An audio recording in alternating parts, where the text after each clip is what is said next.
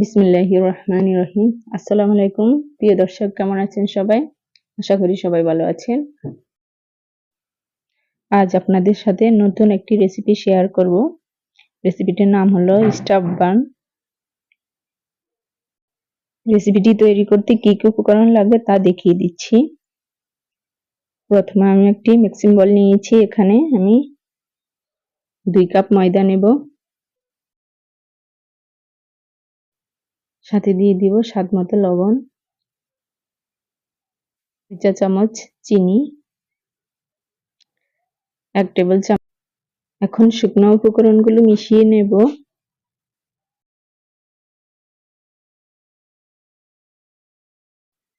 এখানে আমি কুসুম গরম দুধ নিয়েছি ডো তৈরি করার জন্য। আপনারা চাইলে পানি দিয়েও করতে পারেন। এখানে আমি হালকা কুসুম গরম পানি নিয়েছি। আমি অল্প অল্প দুধ দিয়ে ডোটা তৈরি করে নেব।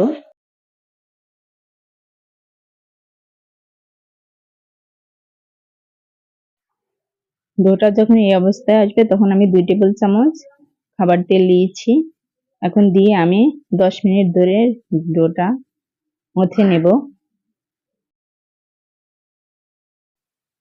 ডোটা একটু সময় নিয়ে মাখতে হবে। এখন আমি হাতে একটু তেল মেখে ডোটাকে আরেকবার মথে তারপরে 1 ঘন্টার জন্য রেস্টে রেখে দেব। এখন আমি চিকেন স্টাফ বানের জন্য পুরটা রেডি করে নেব। এখানে আমি তেল দিয়েছি 2 টেবিল চামচ, হাফ কাপ পেঁয়াজ কুচি দিয়েছি। পেঁয়াজটা একটু বাদামি কালার হয়ে আসলে 1 চা চামচ আদা বাটা, 1 চা চামচ রসুন বাটা দিয়ে দেব। দিয়ে 2 মিনিট ভেজে নেব।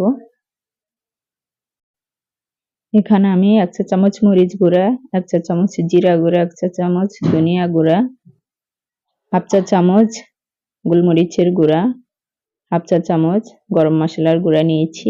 এখন আমি এগুলা দিয়ে দেব। এখানে আমি 1 কাপ চিকেন নিয়েছি।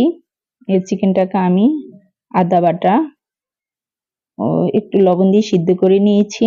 সিদ্ধ করে হাত দিয়ে ছিঁড়ে ছিঁড়ে নিয়েছি। এখন আমি এখানে হাফ কাপ দুধ দিয়ে দিয়েছি। দুধটা দিলে টেস্টটা অনেক বেড়ে যায়। আর 2 টেবিল চামচ পরিমাণ ময়দা দিয়েছি, তাহলে এটার ঘনত্বটা বেড়ে যাবে।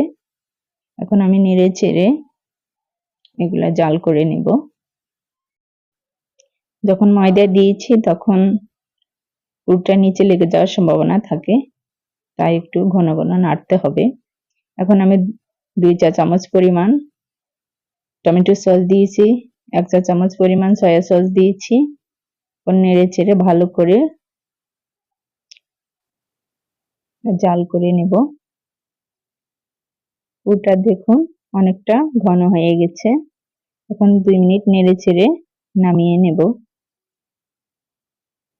একদম রেডি পুরটা দেখুন। 1 ঘন্টা পর ফিরে আসলাম, দেখুন ডোটা ফুলে উঠেছে। এখন এভাবে হাত দিয়ে চেপে চেপে বাবলস গুলো বের করে নেব। আমি এখন 1 মিনিটের মতো ডোটা মথে নেব। এভাবে বাবলস গুলো বের হয়ে গেলে আপনার স্টাফ বানটা খুব ভালো হবে। এখন আমি 4টা লেচি কেটে নিয়েছি। এখন রুটি বেলে নেব। এখন একটা লেচি নিয়ে বড় সাইজের একটা রুটি বানিয়ে নেব। রুটিটা একটু মোটাই হবে।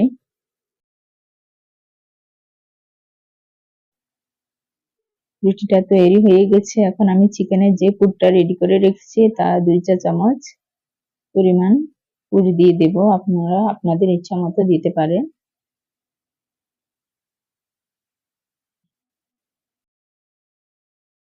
আমি এখানে একটু পানি লাগিয়ে নিয়েছি, তাহলে সিল করতে খুব সহজ হবে। এই যে আমি এখন রুটিটাকে ফোল্ড করে নিয়েছি। এভাবে চেপে চেপে লাগিয়ে নেব। এখন আমি রুটির সামনের অংশটুকু ছুরি দিয়ে এভাবে কেটে কেটে নেব। আপনারা দেখে নেবেন কিভাবে কাটতে হবে।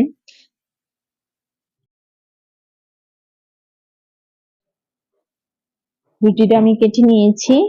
এখন রুটির উপরের অংশে আমি একটু পানি লাগিয়ে নেব। তারপর এভাবে একটা একটা করে এভাবে লাগিয়ে নেব। আপনারা একটু দেখে নেবেন কিভাবে লাগিয়ে নিচ্ছি রুটির অংশগুলো। এভাবে পরে অপর অংশে এভাবে সিল করে নেব সব। আপনারা একটু দেখে বুঝতে পারবেন, বুঝিয়ে বলা সম্ভব না। আরেকটা চিকেন স্টাফ বান তৈরি করে দেখাচ্ছি। একটু ভালো করে খেয়াল করলে বোঝা যাবে জিনিসটা একদমই সহজ। আপনারা খুব ইজিলি বাসায় বানিয়ে নিতে পারবেন।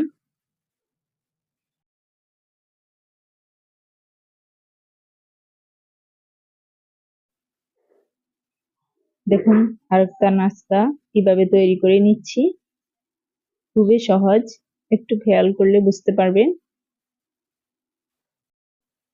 নাস্তাগুলো রেডি হয়ে গেছে। এখানে আমি ডিমের কুসুম নিয়েছি আর 1 চা চামচ দুধ নিয়েছি।